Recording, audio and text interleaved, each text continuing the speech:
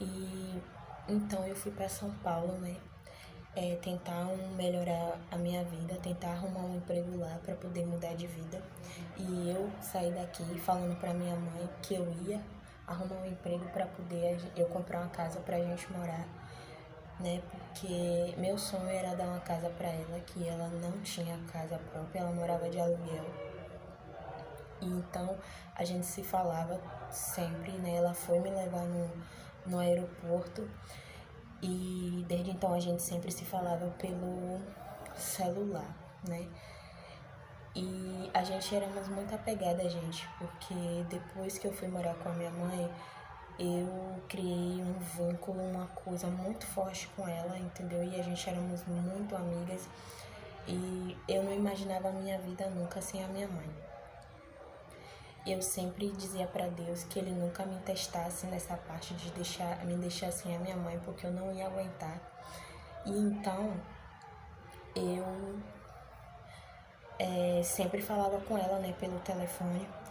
E aí eu comecei a trabalhar lá em São Paulo. E um certo dia eu estava indo trabalhar e eu recebi uma notícia, né? Eu recebi uma mensagem no meu celular dizendo que o meu irmão estava morto. Eu tenho a minha irmã mais velha, tenho eu, e depois que a minha mãe ela se separou do meu pai, ela teve mais 3 filhos, né? Então seria o depois de mim, né? Ele estava morto. E eu fiquei horrorizada, gente, com aquilo, tipo, eu fiquei desesperada. Eu cheguei no trabalho aos prantos, né? Porque o meu irmão também era, nossa. E a minha patroa foi e me deu uma passagem para eu vir para Salvador para enterrar o meu irmão. E eu vim para Salvador, né? E teve o enterro do meu irmão e eu fiquei mais 2 dias aqui, ou foi 3, e tive que voltar porque eu tinha que trabalhar. E deixei minha mãe aqui muito sofrida, né? Porque ela tinha acabado de perder um filho. E fui. E aí, desde então, a minha mãe, ela não era mais a mesma, né? Ela sofria muito a perda do meu irmão, ela sofria muito, muito, ela tava sempre chorando, eu creio que a minha mãe, ela tava com uma depressão, mas ela tentava demonstrar pra mim que tava bem, né? Mas eu sabia lá no fundo que ela não estava. E ela sempre dizia pra mim que eu fazia muita falta pra ela, né? Que ela queria que eu voltasse pra Salvador. E aí eu engravidei da minha filha e ela ficou muito feliz. A minha filha estava prevista para nascer dia 13 de março, que seria a data do aniversário dela, e ela ficou super feliz. Ela disse que ia fazer uma feijoada para poder comemorar e ela ainda falou e brincou comigo: enquanto você estiver sentindo dor, filha, eu vou estar comendo o feijão. E assim eu esperei a minha filha por 9 meses, né? E eu fui para a maternidade no dia 13, no dia 14 de março, era 1 hora da manhã, né? Que eu comecei a sentir as dores. E a minha filha nasceu dia 14 de março. Ela passou um dia do aniversário da minha mãe. E aí, a minha mãe, ela queria muito que eu visse ter minha filha aqui em Salvador. Mas eu não imaginava, né, que a vida seria desse jeito. Então, me deixei levar e acabei não realizando esse desejo dela. E tive minha filha lá em São Paulo. E minha mãe acompanhava minha filha só pelo telefone, né? Fotos, vídeos. Eu sempre fazia chamada de vídeo pra ela, sempre me mandava foto. Tudo que a minha filha fazia de novidade, eu sempre mandava pra ela. E ela dizia pra mim que ela queria muito conhecer a neta dela, né? Ela dizia pra mim que ela queria carregar ela nos braços, né? Ela dizia que o sonho dela era carregar a netinha dela nos braços e poder beijar ela pessoalmente. E então, uma terça-feira, a gente ficou conversando, né? Passou o dia todo, ela mandando áudio pra mim. E a gente trocava muito áudios, né? Aqueles áudios grandão. E eu ainda ficava, nossa, minha mãe. Tipo, aí é o quê? é um livro, uma história, o que que a senhora tá contando aí? E a gente ficou conversando essa terça-feira o dia todo, gente. E quando foi 10 horas da noite, eu tinha gravado um vídeo da minha filha, a minha filha fazendo uma malcriação. E minha filha tinha apenas 8 meses. E eu gravei um vídeo, ela fazendo uma malcriação, e mandei pra ela, né? Então, desculpa, ela não visualizou, né? Mas eu imaginei que ela tava dormindo, porque já era 10 horas e muitas das vezes tinha vezes que ela tava cansada e ia dormir cedo, né? E eu mandei o vídeo pra ela quando foi uma quarta-feira, era dia 4 de dezembro.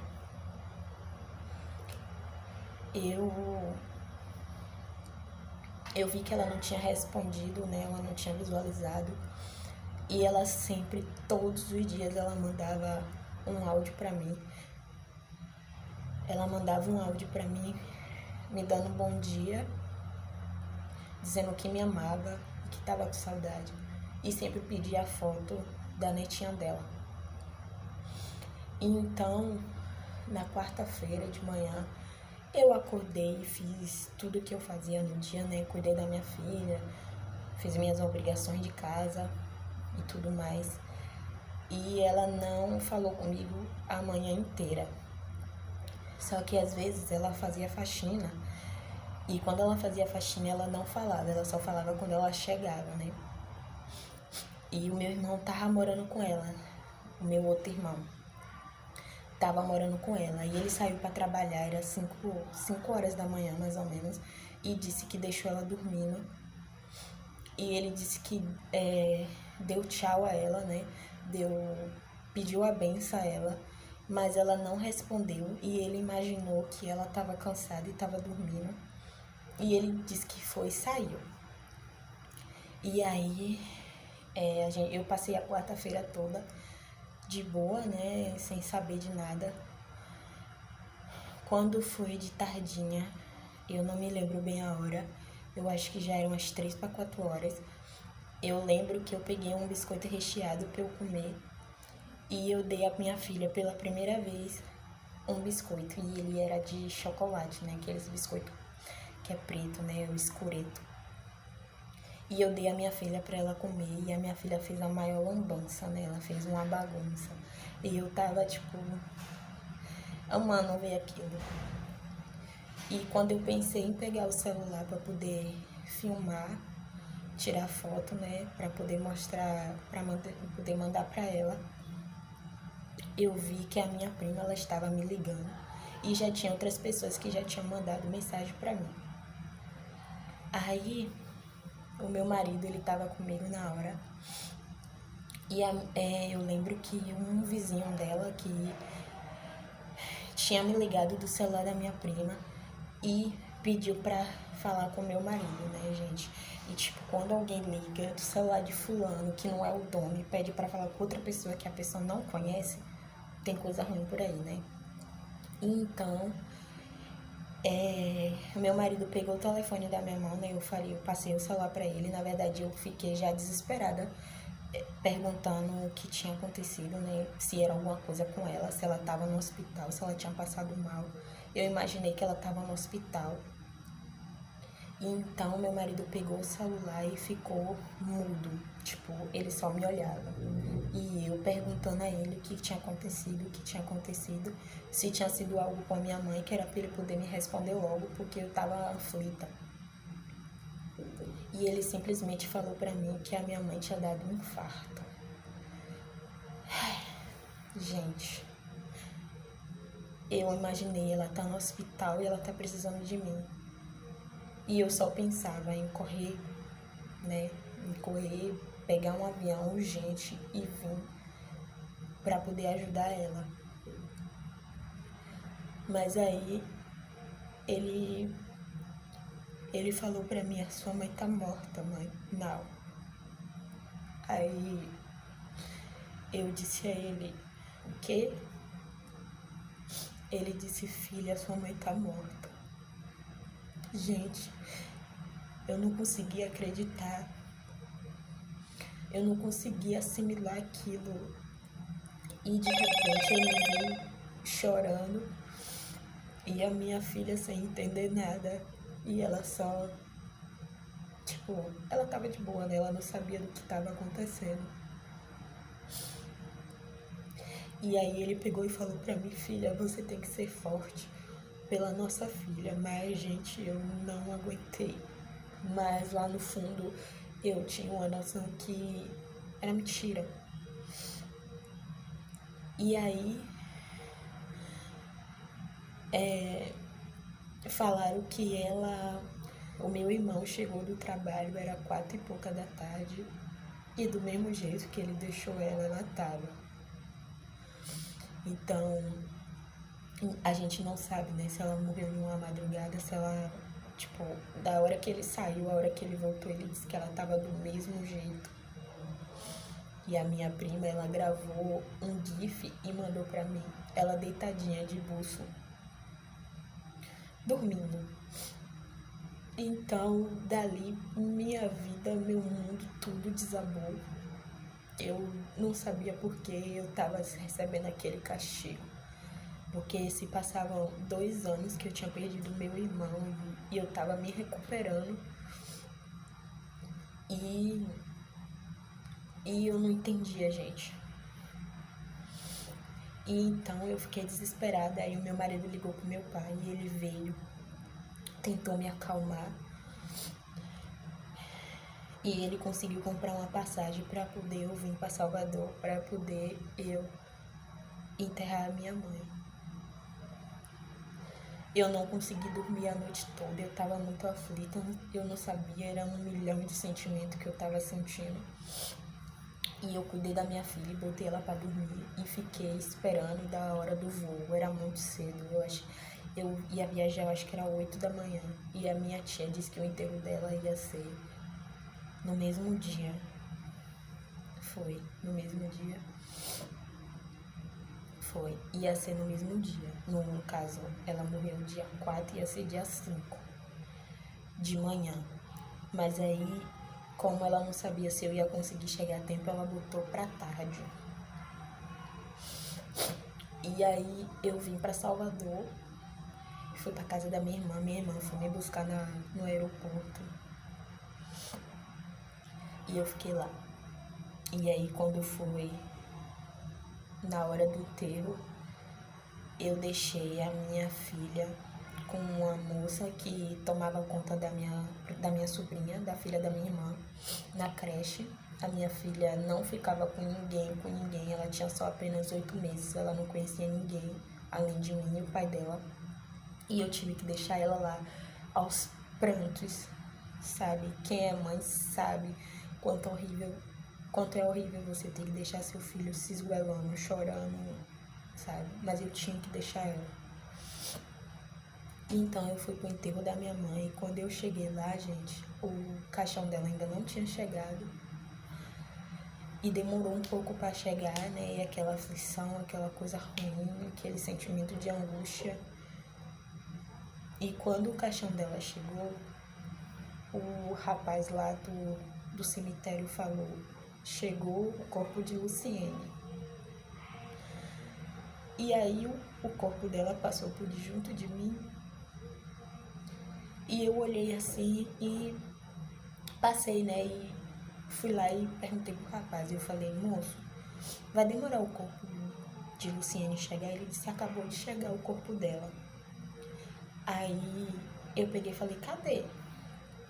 Aí ele falou: é aquele ali, ó. E eu fui, olhei e disse: não, moço, você confundiu, ali não, ali é outra pessoa. Aquele corpo não é o da minha mãe. Olhe direito, aquela ali é Luciene, deve ser outra Luciene. É Luciene Santos Alves? Aí ele disse: sim, é Luciene Santos Alves. Gente, a minha mãe estava irreconhecível, sabe? Era uma outra pessoa, não era minha mãe. E aí eu bati testa com ele, né? Eu bati firme com ele, dizendo que não era. E comecei a chorar desesperada. E eu dizia que eu não sentia no meu coração que era ela. A minha tia que me criou me chamou e falou assim: filha, você tem que lembrar da sua mãe em vida. Você tem que lembrar dos momentos que você viveu com ela. A lembrança que você tem do rosto dela tá na sua mente, no seu coração. Ali é ela, sim. Mas eu não conseguia ver ela, gente. Ela estava irreconhecível, ela estava toda inchada, o rosto dela estava deformado. Aí a minha outra tia, que tinha ido tirar o corpo dela do ML, que tinha ido, né, acompanhar tudo, eu vi ela, né, e eu peguei e falei assim: eu vou tirar essa prova, né, porque só ela sabe. E eu peguei, chamei ela e perguntei, eu falei: tia, ali é a minha mãe? Aí ela disse: é, filha, é. Eu tentei de todas as formas deixar ela diferente, mas eu não consegui. É ela, sim. Mas eu não conseguia ver ela, gente. Eu não conseguia. O rosto dela estava muito estranho. E aí eu fiquei desesperada. Aquele foi o pior dia da minha vida, com certeza. E aí, eu não sei, gente, eu não sei. Eu enterrei ela, mas pra mim eu não tinha enterrado a minha mãe. Eu não sei, sabe? Eu enterrei, eu nem cheguei perto do caixão, eu nem me despedi, eu não velei a minha mãe. E aí teve uma hora que eu me afastei do caixão, né? E eu olhei assim, de baixo pra cima, e eu consegui ver a minha mãe. E antes disso, o pessoal, né, que conheceu ela e tal, todo mundo tava dizendo que não era. Desculpa. E teve gente que falou assim: o que ela tem que você pode olhar e ver que é ela? Ela tinha um sinalzinho aqui. E essa mulher que tava lá tinha um sinalzinho aqui. Aí eu passei a mão na cabeça dela, assim, no cabelo, mas tava muito estranho. Aí ela tinha um dedinho, ela nasceu com 6 dedos, mas os médicos tirou o dedo errado, então ela tinha um dedinho aberto assim no pé. E o pessoal tava dizendo: olha o dedinho dela, olha o dedinho dela. Só que eu não tinha um psicológico para isso. E simplesmente aconteceu o funeral, o enterro daquela mulher, que eu não sei quem era. E daí a gente enterrou ela e eu saí do cemitério e fui para casa da minha irmã. E depois eu tive que ir para São Paulo, né? Que a minha passagem de vinda e de ida já estava comprada, aí eu fui para São Paulo. Mas até hoje eu não sei quem eu enterrei. Mas também até hoje eu não vi mais a minha mãe. Eu não sei mais onde a minha mãe está. Dia 4 de dezembro faz 2 anos que a minha mãe morreu. E a minha vida hoje, eu não sei explicar como é. Eu sei que eu tenho a minha filha, eu tenho um trabalho.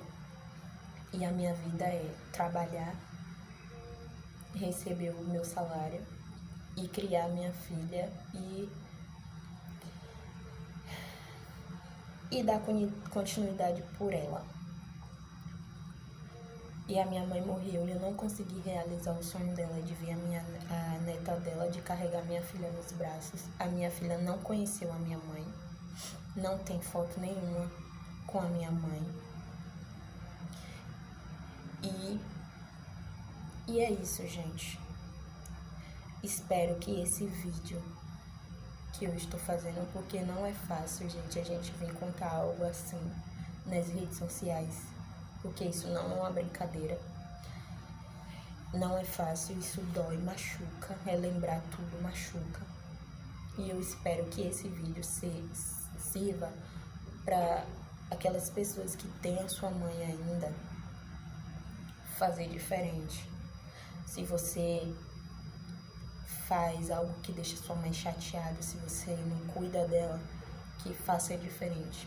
Porque a gente nunca sabe a hora, nunca sabe a última hora. A minha mãe, ela só tinha 49 anos. Ela morreu em dezembro, faltava praticamente 3 meses para ela completar 50 anos. E a gente tinha planos dos 50 anos dela e seria um aninho da minha filha a gente fazer uma festa. Mas não aconteceu. Então, cuidem da sua mãe. Faça de tudo, porque quando elas vão, não volta. Infelizmente, mãe não é eterna. E é essa a mensagem que eu deixo pra vocês. Se vocês gostaram do vídeo, desculpa, gente. Se vocês gostaram do vídeo, curte, compartilhe, deixe seu like, deixe os comentários e compartilhem bastante para me ajudar. E até a próxima. Tchau.